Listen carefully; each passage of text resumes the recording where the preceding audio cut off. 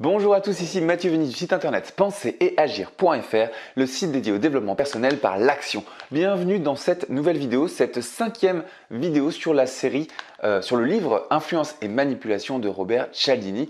On a déjà fait 4 vidéos dans cette série de vidéos et puis je vous rappelle, on va en faire 9 vidéos. Alors pour résumer rapidement, et si vous n'avez pas vu les précédentes vidéos, eh bien vous avez toujours les liens dans la description. Eh bien dans la première vidéo, on a vu le principe de base du livre qui était basé donc sur les automatismes et comment est-ce qu'on pouvait les utiliser d'une part pour influencer les gens et d'autre part pour ne pas se faire influencer par les gens. Dans la deuxième vidéo, alors j'ai toujours mon carnet avec moi pour décortiquer le bouquin le mieux possible. Dans la deuxième vidéo, on a vu le principe de réciprocité avec la technique du rejet-retrait, donc qui est la première technique d'influence et de manipulation. Ensuite, on a vu dans la troisième vidéo le principe de rareté.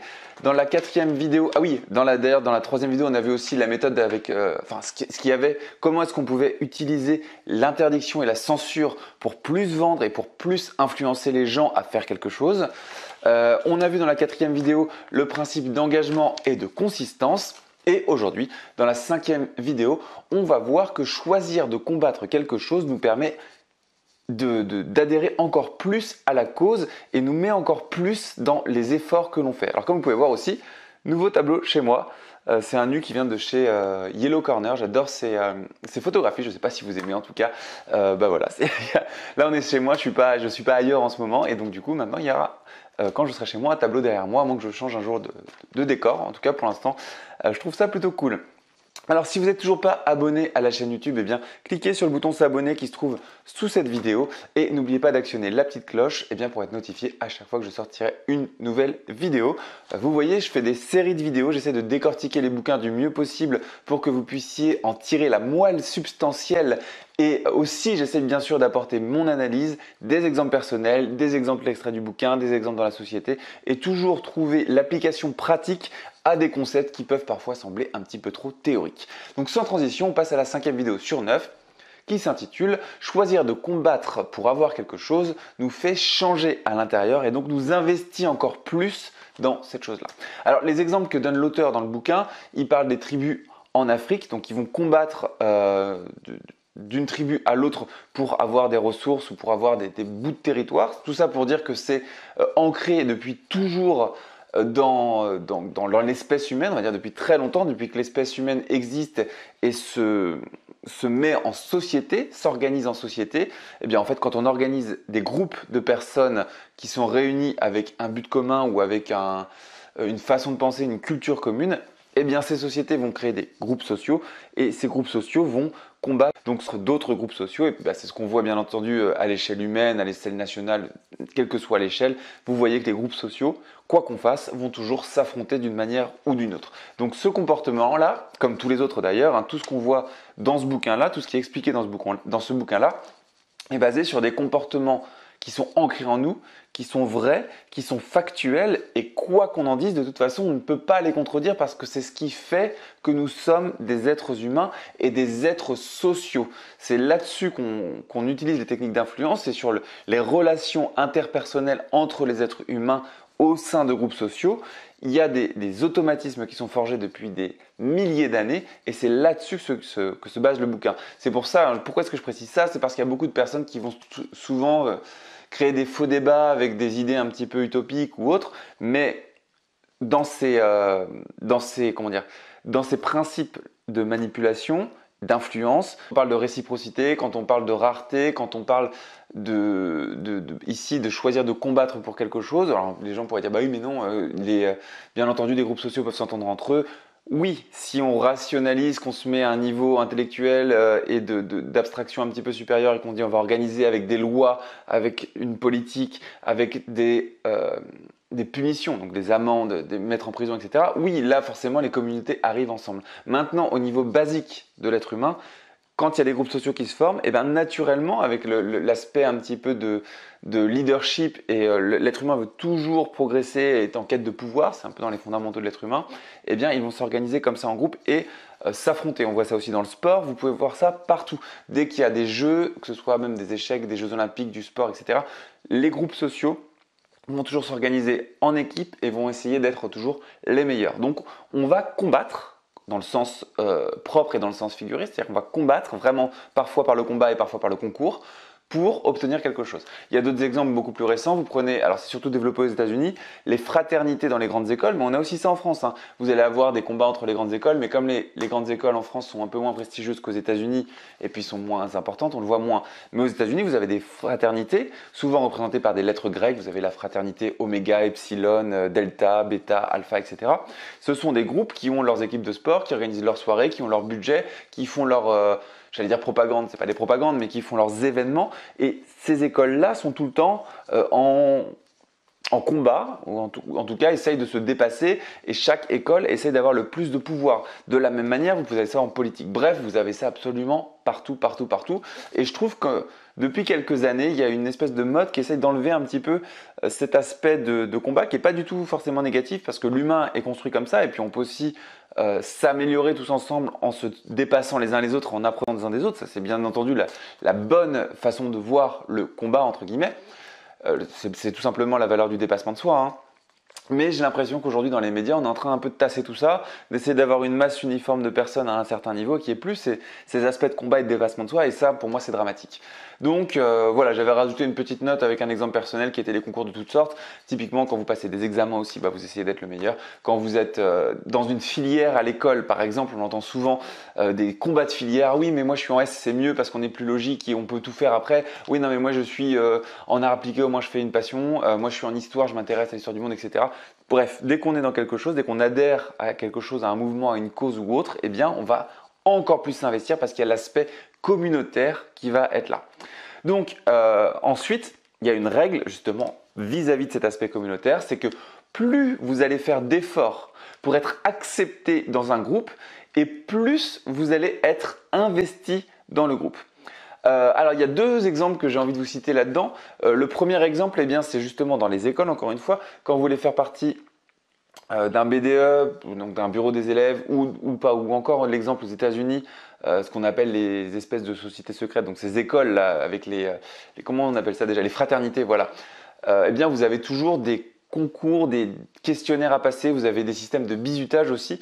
Donc, suivant l'image qu'a la fraternité aux États-Unis ou le groupe que vous souhaitez atteindre, eh bien, plus ça va être difficile, plus l'entrée va être difficile, plus ensuite vous allez être investi dans le groupe que vous rejoignez. Qu'est-ce que j'avais noté d'autre? Ah oui, ça c'est quelque chose qu'on voit dans le domaine professionnel. Vous avez ce qui s'appelle des masterminds.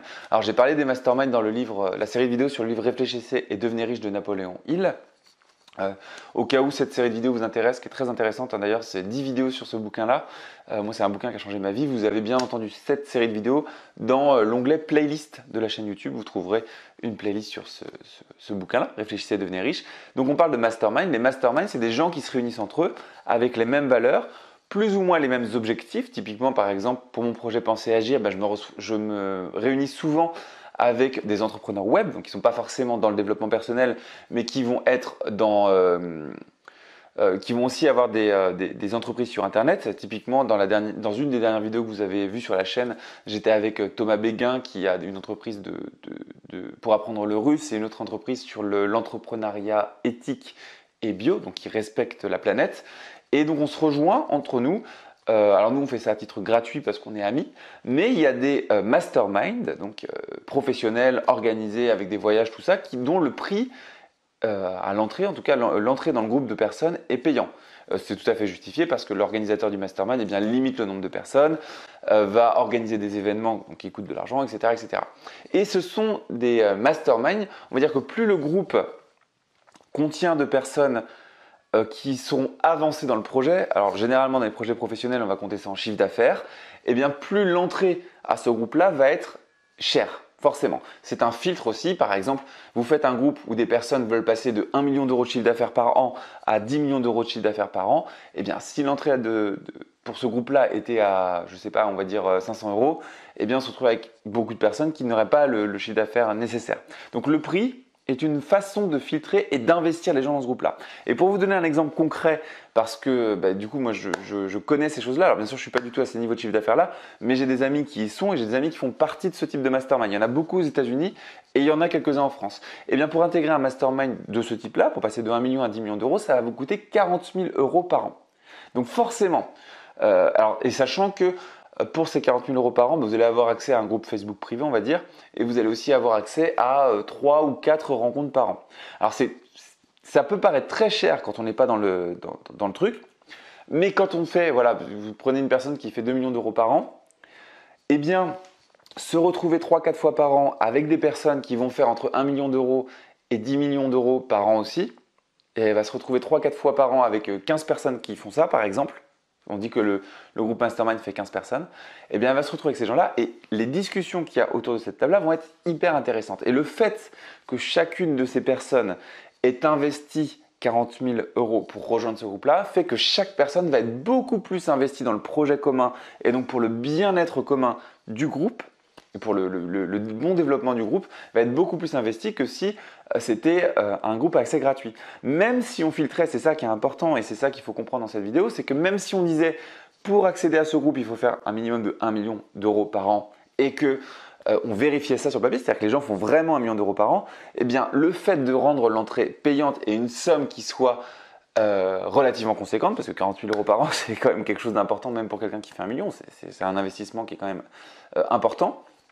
Eh bien, l'ensemble du groupe va être beaucoup plus investi dans le projet commun et c'est pour ça. Donc, le fait de payer cher aujourd'hui, d'investir beaucoup de ressources, eh bien, c'est un petit peu, ça peut être considéré comme la notion de combattre pour avoir sa place. C'est-à-dire, combattre, qu'est-ce que c'est? C'est donner de la ressource, donner de l'énergie. L'argent, c'est une forme de ressource. On peut aussi avoir la même chose avec le temps. Si vous voulez aujourd'hui être chirurgien, vous allez investir plus de 10 ans de votre vie dans les études. Forcément, quand vous allez arriver à la fin, en plus bien sûr de toutes les compétences que vous avez, de tous les savoir-faire que vous avez, de tout ce que vous avez acquis, le fait que vous ayez mis 10 ans, 15 ans de votre vie dans ce projet professionnel va faire que vous allez être beaucoup plus investi que si vous aviez mis 5 ans, tout simplement. C'est simple à comprendre. Maintenant, on va le raccorder à des activités du quotidien que vous pouvez avoir dans votre vie de tous les jours, voir comment est-ce qu'on peut appliquer ces principes à un niveau beaucoup plus bas, parce que là, tout ce que je vous ai dit finalement, ce sont des exemples qui sont éthiques. Forcément, on a envie qu'un médecin soit compétent, on a envie qu'il sacrifie 10-15 ans de sa vie dans ses études, parce qu'après, il va avoir la vie d'autres gens, notre vie entre ses mains. Et de la même manière, pour des entrepreneurs qui font, je vous dis, qui veulent passer d'1 million d'euros à 10 millions d'euros, c'est bien que le groupe soit soudé, que ce soit que des personnes qui soient investies et qui tirent le groupe vers le haut. Donc ça, c'est des exemples qui sont éthiques, qui sont intéressants, mais qui sont quand même assez loin de nous. Un exemple qui est beaucoup moins éthique et qui est tout à fait autour de nous, c'est le vendeur de voitures qui va vous faire essayer la voiture pendant 20 minutes. Vous avez vu ça? Vous voulez acheter une voiture, vous allez dans un truc et le vendeur, il paraît super sympathique, il vous dit si vous voulez, on les essaye pendant 20 minutes. Et il y a une technique qui est citée dans le livre qui est totalement pas éthique, c'est-à-dire que le vendeur annonce un prix, alors j'ai pas le prix en tête exactement, il va annoncer un prix pour une voiture qui va être pas cher et il va proposer à la personne, au client d'essayer la voiture pendant 20 minutes. Donc le client dit la voiture est pas très chère, ok, je veux bien essayer pour voir comment ça marche. Donc il essaie la voiture, tout ça pendant 20 minutes. Là, le but du vendeur, c'est de lui faire ressentir des émotions. C'est-à-dire qu'il investisse du temps, qu'il investisse de l'énergie, et investir de l'énergie, c'est aussi investir des émotions dans la conduite de cette voiture. Donc pendant que la personne va conduire la voiture, il va lui dire voilà, comment est-ce que vous vous sentez? Vous avez vu un petit peu, je sais pas moi, le revêtement du volant, vous avez vu les sièges en cuir. Regardez, si vous activez cette fonctionnalité-là, vous allez avoir les sièges chauffants, vous avez vu comme c'est agréable, vous avez vu comment, je sais pas moi par exemple, la vitre elle est teintée et vous n'avez pas les reflets du soleil. Ah, ici on peut ouvrir le toit ouvrant, on peut la décapoter, ça dépend de la voiture. Mais le vendeur va essayer de donner le maximum d'émotion à la personne qui conduit pendant ces 20 minutes. Et ensuite, alors c'est dans l'expérience qui est détaillée dans le bouquin, quand il revenait au magasin et que la personne était donc du coup prête à acheter la voiture parce qu'elle était quand même venue pour acheter une voiture, le fait de l'avoir essayé l'avait conforté dans son choix, eh bien il va dire ah mince, en fait le prix que je vous avais annoncé tout à l'heure, j'ai fait une erreur, je suis vraiment désolé, c'est pas ce prix-là, en fait elle est beaucoup plus chère. Elle est plus chère et en fait elle est au prix du marché tout simplement, voire un peu plus chère, mais il n'y a pas l'offre en tout cas qu'avait décidé la personne à la base pour essayer la voiture. Mais le fait que la personne se soit engagée, souvenez-vous de la vidéo précédente, vous avez toujours les liens dans la description au cas où on parlait de l'engagement et de la consistance, ça rejoint ça aussi. Mais là ensuite on a une personne qui a combattu c'est-à-dire qu'à échanger de la ressource qui était la ressource temps et de l'investissement émotionnel dans la conduite de la voiture, il a commencé à se visualiser avec cette voiture et du coup même si l'argument rationnel au début de la vidéo, au début de la conversation qui était l'argument rationnel sur le prix, ah oui en effet à ce prix-là la voiture n'est pas chère, eh bien le fait que cet argument rationnel aujourd'hui n'existe plus parce qu'en fait c'était faux, c'était un mensonge du vendeur, et bien le fait qu'il ait essayé, qu'il ait investi du temps, qu'il ait investi des émotions, qu'il se soit visualisé, qu'il se soit engagé, et bien avec le principe de consistance et le choix de rationalisation, c'est-à-dire étant donné que j'ai fait ces actions-là dans les 20 minutes qui précèdent, eh bien je vais changer l'image que j'ai à l'intérieur de moi pour coller aux actions que je viens de faire. Ça, on avait détaillé ça dans la vidéo engagement et consistance. Si vous ne l'avez pas vu, revoyez-la. Donc le fait d'avoir fait ça va faire que malgré l'argument rationnel qui n'existe plus et qui à la base dirigeait le choix, la personne va quand même effectuer ce choix. Alors je regarde encore mes petites notes, voir si je vous ai tout dit. Voilà, je vous ai tout dit, j'avais une petite note en plus pour vous dire que sur ces aspects choix rationnel et choix de rationalisation, j'en ai déjà parlé dans une de ces précédentes vidéos. C'est l'une des formations que j'ai le plus vendues sur Penser Agir, donc dans les formations payantes. Les deux que j'ai vendues le plus, ce sont l'élément déclencheur et les 7 clés de la réussite. C'est les deux formations qui sont des best-sellers sur mon site, qui ont été suivies par, je sais pas, il y a plus de 500 personnes qui ont suivi ces formations-là aujourd'hui, au jour où je fais cette vidéo-là.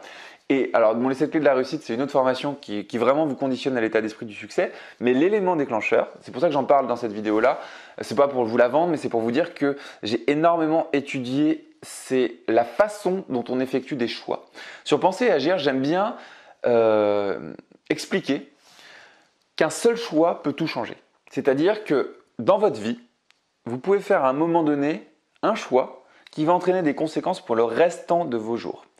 Et c'est hyper important, alors grâce à cette série de vidéos, on le voit bien dans toutes les vidéos sur influence et manipulation, de comprendre que vous avez des choix qui sont rationnels et des choix qui sont de rationalisation. Là, quand on dit faire combattre la personne, c'est-à-dire lui faire investir des ressources, que ce soit du temps, que ce soit des émotions, que ce soit du temps, des émotions, de l'argent. Quand vous faites investir du temps à une personne, vous allez l'engager dans le processus et avec le principe de consistance, eh bien, cette personne va faire le choix que vous voulez. Maintenant, il y a aussi pour vous. C'est-à-dire que vous, il y a des personnes qui vous font investir du temps, de l'argent et des émotions.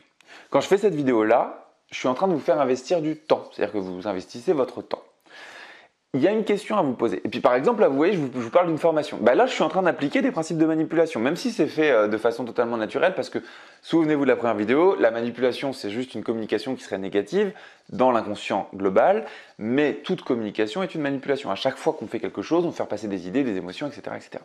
Mais là, je vous décompose le truc pour que vous compreniez que ça s'applique tout le temps, tout le temps, tout le temps, tout le temps.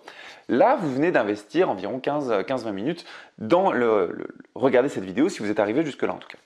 Donc vous avez investi du temps. Et ensuite, là, je vous dis par exemple, voilà, vous avez une formation qui existe, qui s'appelle Élément déclencheur, sur les choix rationnels, choix de rationalisation. Ça a été suivi par plus de 100 personnes. Quand je dis ça, finalement, j'ai introduit la preuve sociale. On va en parler dans une prochaine vidéo. Je crois que c'est la prochaine d'ailleurs, non ? Si, voilà, vidéo 6. Donc la prochaine vidéo, on parlera de la preuve sociale, justement, avec le principe d'incertitude et comment le... Bon, je vous parlerai de tout ça. Mais c'est très intéressant de voir comment ça fonctionne. Donc je vous dis qu'il y a 500 personnes qui l'ont suivi, donc vous vous dites, ah ok, s'il y a 500 personnes qui ont suivi ça, ça a l'air d'être intéressant en effet. Il y a une question que je vous invite à vous poser maintenant, qui va vous permettre à chaque fois, soit de vous faire influencer positivement, c'est-à-dire en faisant un choix rationnel, soit de limiter les choix de rationalisation que vous auriez pu faire.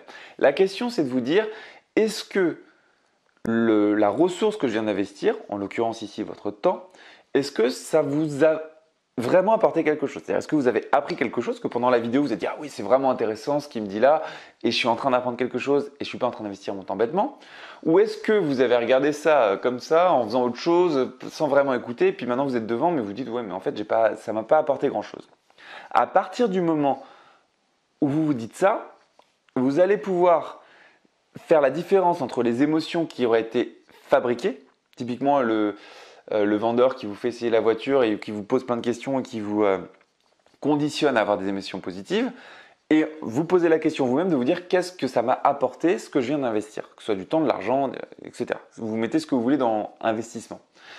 Et à partir de ce moment-là, vous allez pouvoir vous dire ok, Est-ce que je suis en train de faire un choix rationnel, c'est-à-dire qui est basé sur des faits et sur des choses que moi je veux?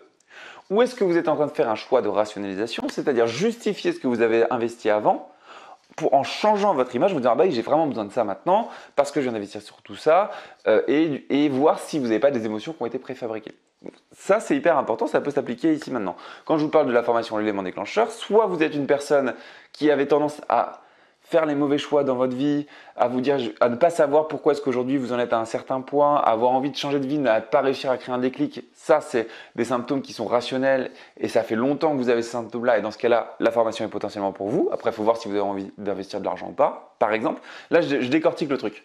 Soit vous vous dites, bah oui, non, en fait, cette vidéo, elle m'intéresse maintenant, mais moi, de façon rationnelle, dans ma vie de tous les jours et depuis longtemps, j'ai pas besoin de créer un déclic ou de trucs. Et donc, dans ce cas-là, il ne faut pas vous faire avoir par ce que vous venez d'investir dans la vidéo et pas aller sur le truc. Voilà, vous voyez, et ça, vous pouvez l'appliquer partout. Dès que vous avez un choix à faire, posez-vous la question de savoir si, de façon rationnelle, dans votre vie en ce moment, vous avez besoin de ce vers quoi on vous emmène ou vous n'en avez pas besoin. Et dans ce cas-là, si vous n'en avez pas besoin, il ne faut pas suivre le truc parce que ce serait un choix de rationalisation. Alors tout ce qui est choix rationnel, choix de rationalisation, et puis bien sûr, ça, on va beaucoup plus loin. Si ça vous intéresse vraiment, vous avez un lien dans la description vers la formation l'élément déclencheur. Vous avez une page de présentation comme ça, qui est immense, où je vous explique tout ce qu'il y a dedans et tout, et vous allez pouvoir faire votre choix en toute connaissance de cause et de façon rationnelle justement. J'ai fait tout ce débat-là pas pour vous vendre la formation, mais plutôt pour vous expliquer ce qui se passe dans votre tête à ce moment-là, que ce soit de façon rationnelle, enfin un choix rationnel du coup voulu ou un choix de rationalisation qui ne serait pas voulu. Quel que soit, ce qu'il faut comprendre aussi, c'est que ce n'est pas forcément la personne qui est en face de vous qui est mauvaise ou bonne, on s'en fiche, qui est bonne ou mauvaise, c'est souvent vous par rapport à vous-même qui allez vous influencer de façon bonne ou mauvaise. Ça, c'est hyper important. Et il y a un truc dont je suis persuadé, et c'est pour ça aussi que c'est devenu l'un des slogans que je répète souvent dans les mails que j'envoie aux membres de Penser Agir, c'est un seul choix peut tout changer. Et c'est pour ça aussi que cette formation l'élément déclencheur, je ne sais pas si c'est la formation la plus vendue, soit c'est la plus vendue, soit c'est la deuxième plus vendue. Ça se bat avec les 7 clés de la réussite où on a des centaines de personnes qui ont déjà suivi ces formations-là. C'est pour ça que j'ai fait une formation entière, ça dure 7 jours, sur le choix, apprendre à faire des choix. Parce que vous avez un espèce d'effet domino quand vous faites ces choix-là. Et c'est hyper important de comprendre que parfois, on investit sa vie dans des causes qui en fait, factuellement et de façon rationnelle, ne nous intéressent pas. C'est un truc de dingue. Il y a des gens, vous allez dans une brasserie aujourd'hui, qui vont parler de la crise, qui vont parler de la faim dans le monde, qui vont parler de la catastrophe écologique, tout ça. Ils vont adhérer à de multiples causes qui sont bonnes, prises séparément, elles sont bonnes, il n'y a pas de souci là-dessus, mais qui vont se créer une espèce d'existence, une espèce de, comment dire, de personnage qui n'est pas eux réellement. Ils vont s'inventer une vie en fait, ils vont s'inventer des faux combats pour exister. Trouvez vos vrais combats, trouvez ce dont vous avez besoin et agissez de façon rationnelle en faisant des choix rationnels dans votre vie. Vous allez voir que comprendre la psychologie des choix, et c'est en lien directement avec influence et manipulation qui est basé là-dessus quand on y a l'engagement, la consistance, la réciprocité, la rareté, tous ces trucs-là, c'est pour conditionner le choix que fait quelqu'un. Donc si vous apprenez à comprendre déjà de façon empirique et de façon théorique comment ça fonctionne et ensuite à l'appliquer à vous et à vous mettre des espèces de hacks dans le cerveau pour faire des choix qui vont être rationnel et plus de rationalisation, eh bien vous aurez gagné la clé de votre liberté. En tout cas, comme dirait Florent Pagny, la clé de votre liberté de penser. Et c'est le plus important. Un mauvais choix d'études à la base entraîne des dizaines d'années, parfois une vie, si on ne s'en rend pas compte avant et si on n'a pas la chance de changer. Et parfois, on vit une espèce de vie de procuration, une vie qui n'est pas longue. Bon, je m'éloigne du sujet de base qui est, enfin, c'est pas tant que ça éloigné. Mais plus vous allez, en fait, le truc, la vidéo, là, je vous raccorde un peu tout ça au contexte de la vidéo, plus vous allez vous investir, plus vous allez investir du temps, de l'argent, des émotions dans quelque chose, plus vous allez bien sûr, plus ça va être difficile pour vous d'en sortir et de revenir à un choix qui serait rationnel si ce choix à la base n'était pas mauvais. Donc tout part d'un choix. Il faut que vous fassiez en sorte que vos choix soient rationnels et pas de rationalisation. Si vous voulez aller plus loin là-dessus, vous avez le lien dans la description sur la formation l'élément déclencheur. Il y a une grande page de présentation où je vous explique tout ce qu'il y a dedans. Il y a des des dizaines de témoignages. J'en ai au moins une cinquantaine que je devrais ajouter, mais je ne les ai pas encore ajoutés. Ça a été suivi par des centaines de personnes. Bref, vous pouvez y aller si ça vous intéresse. Si ça ne vous intéresse pas, il n'y a aucun souci non plus. On voit déjà énormément de choses dans les contenus gratuits. Ça peut vous suffire, ça peut vous servir et vous n'avez pas forcément besoin d'aller plus loin si ce n'est pas pour vous aujourd'hui. Et si vous ne posez pas ce genre de questions sur un peu la création de déclic, avoir l'impression de ne pas vivre sa vie, avoir l'impression d'être dans un engrenage et pas savoir pourquoi, vous savez, tous ces trucs un peu bizarres, la formation de l'élément déclencheur, c'est pour ça. Maintenant, si vous êtes bien dans votre vie et que vous avez fait les bons choix et que tout va bien, c'est pas pour vous, il n'y a aucun problème, moi je serais toujours ravi de faire des vidéos pour vous. Vidéo un petit peu longue, vidéo très importante selon moi, on s'est un peu éloigné du bouquin, mais c'est en lien direct, les choix c'est hyper important. J'espère que ça vous a plu, si ça vous a plu, cliquez sur le bouton, sur le pouce en l'air pour me le dire et pour faire remonter la vidéo dans les résultats de recherche de YouTube. N'hésitez pas à partager cette vidéo autour de vous, réagissez en commentaire si vous avez des choses à me dire, si vous aimez pas, critiquez même ce superbe tableau, moi je l'adore, je trouve qu'elle a comment dire, une niaque, une insolence, je sais pas comment dire ça, bref, je trouve ça génial, mais après je sais que ça plaît pas à tout le monde, d'ailleurs les nus font partie des tableaux les moins vendus chez Yellow Corner. Je fais pas de la pub pour Yellow Corner, mais j'aime bien aller dans ce magasin parce que je trouve ça magnifique. Bref, voilà, j'espère que ça vous a plu, partagez, commentez, mettez un pouce en l'air. Abonnez-vous si ce n'est pas déjà fait, activez la petite cloche de notification. On sort des vidéos, je sors beaucoup de vidéos en ce moment, entre 3 et 4 par semaine. Sur cette série de vidéos sur le livre Influence et Manipulation, il y aura en tout 9 vidéos. Et moi, je vous dis à la prochaine fois. Ciao!